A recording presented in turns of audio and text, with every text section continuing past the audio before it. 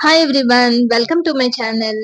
Video upload చేసి అయితే చాలా డేస్ అయిపోయింది కదండి. సో నేను ఈ రోజు మీకు మేము సంక్రాంతి ఎలా చేసుకున్నాము అని అయితే చూపించబోతున్నాను. అంత స్పెషల్ కాకపోయినా సమ్ వాట్ మేము ఫ్యామిలీతో ఎలా స్పెండ్ చేసాము అట్లీస్ట్ వన్ డే అని చూపిద్దాం అనుకుంటున్నానండి.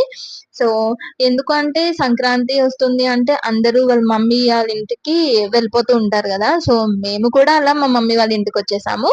వదిన వాళ్ళు అత్తయ్య వాళ్ళ ఇంట్లో, బావగారు వాళ్ళు వాళ్ళ అత్తయ్య గారు వాళ్ళ ఇంట్లో అలా అందరూ వెళ్ళిపోయాము. సో వెళ్ళిపోయినా కూడా ఒక డే అంటూ అందరం కలవాలి అనుకుని సో మేమైతే కనుమ రోజు కలిసామన్నమాట.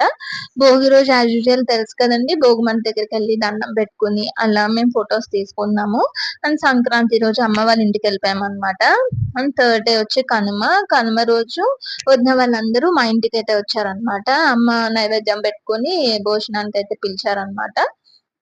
సో వదిన వాళ్ళందరూ అమ్మ వాళ్ళ ఇంటికి వచ్చారు. సో ఒక్క రోజైనా కూడా మనం ఫ్యామిలీ అంతా గెట్ టుగెదర్ లాగా పెట్టుకుని కలిసి మామూలుగా కొంచెం టైం స్పెండ్ చేస్తే ఫీల్ చాలా బాగుంటుంది అనమాట. సో మేమైతే లంచ్ చేస్తూ మాట్లాడుకుంటూ అలా చాలా బాగా ఎంజాయ్ చేసామన్నమాట సంక్రాంతి కనుమ రోజు. అండ్ వదిన వాళ్ళందరూ కూడా చాలా యాక్టివ్ ఉంటారన్నమాట.